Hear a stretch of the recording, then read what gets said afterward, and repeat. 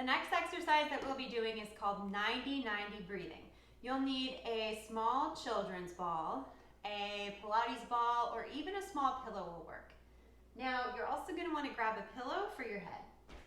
So we're going to be coming onto the floor and lying down in just a second.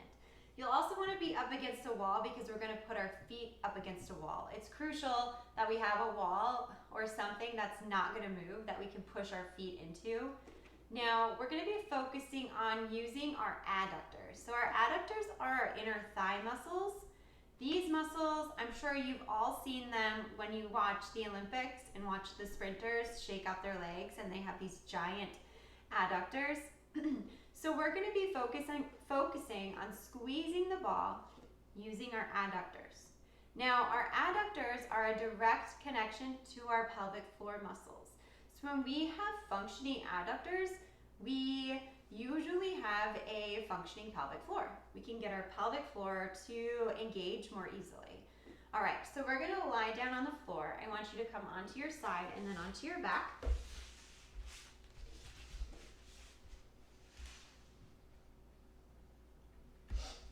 And we're going to place our feet against the wall so our legs are at a nice 90-degree angle. Place the ball or pillow in between your knees. And before we begin with any breathing, I want you to just focus on squeezing that ball using your adductors. So this is a challenge in itself. So I don't want you to use your quads, your hamstrings, your glutes, your hip flexors, or your knees. I want you to engage the adductors.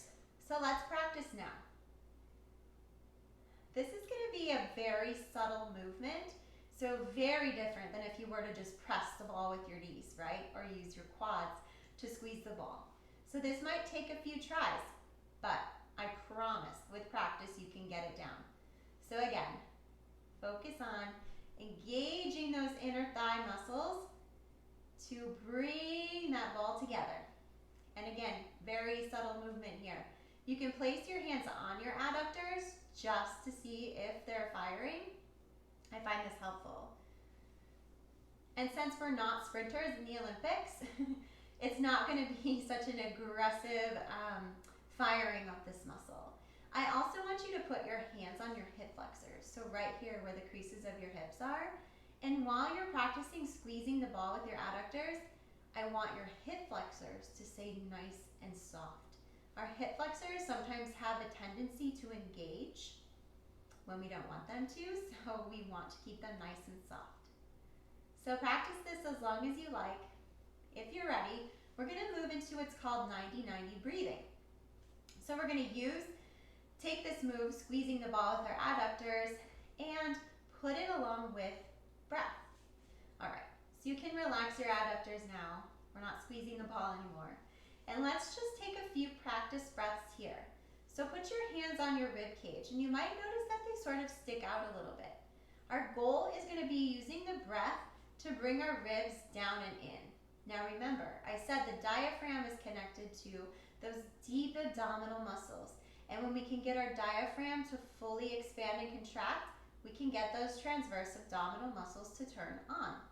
So let's do it now. Let's take a nice deep inhale. And then exhale.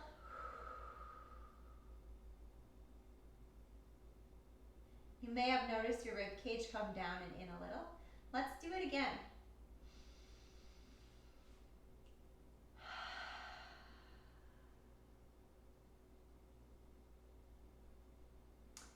Let's do it one more time. So a nice deep inhale through your nose. Exhale audibly out of your mouth. And really think about your ribs coming down and in. Now we're working to connect the mind with the muscles, all right? And we're gonna use that to engage the muscles. And it's gonna help us to bring those ribs down. Now, we're gonna move on to squeezing the ball while we exhale. So we're relaxed, we're not squeezing the ball, we're just sort of holding it there in between our knees. We're gonna take a nice deep inhale. And then we're gonna exhale audibly out of our mouth. As we do, we're gonna squeeze that ball using our adductors.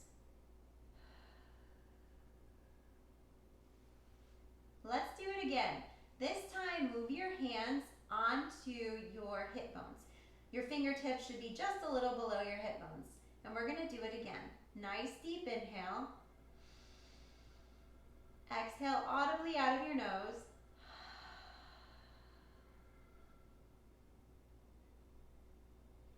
Nice deep inhale again through your nose. And exhale audibly out of your mouth, not your nose, I'm sorry. Squeezing that ball with your adductors as you do. Now notice if your hip bones start to come together just a little bit. Let's do it one more time. A nice deep inhale in through our nose. And exhaling audibly out of our mouth. Squeezing that ball with our adductors. And you probably noticed your hip bones just move in slightly. That's your pelvic floor engaging. So this exercise is phenomenal for getting your diaphragm to communicate with your transverse abdominis, which communicates with your pelvic floor. Let's do it a couple more times. So a nice deep inhale in through your nose, getting that 360-degree expansion, right? And then the exhale out of your mouth, squeezing the ball with your adductors. And then just hold it here for a second. Notice how your ribs are down and in. Your hip bones are a little bit together. You can touch your lower abdominal area and you might feel that it's starting to engage. You might feel it be a little bit more firm than usual. And then we can inhale and just release. And then exhale again audibly out of your mouth. Squeezing that ball with your adductors, bringing those ribs down and in. This is my favorite exercises and one of the most powerful to get those muscles to communicate with one another using the power of the breath and by squeezing this little ball using our adductors. So like I said, by squeezing the ball with our adductors, we are helping our pelvic floor to fire and engage. By using the breath, we are encouraging our diaphragm to communicate with our deep abdominal muscles, which also communicates with our pelvic floor. So we are simultaneously engaging all of those muscles while we do this one exercise.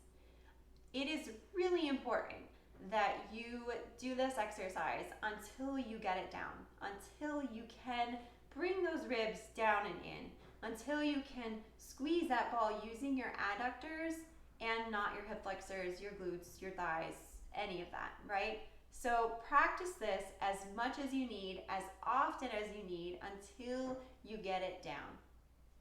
What you'll notice as you continue to do this exercise and improve in it is that it will be easier to squeeze the ball with just your adductors. It will be easier to use the breath to bring the ribs down. You'll actually start to feel them coming together and coming down. You'll actually start to feel your core turn on, and you'll actually start to feel your pelvic floor start to turn on as well. So like I said, take your time with this one. This one I want you to do as often as you need to. And it's something that throughout this program and even after you graduate this program to refer back to. Every once in a while, check back in with yourself. Do the 90-90 breathing. See how your body's doing. See how those three muscles are communicating with one another using the power of the breath.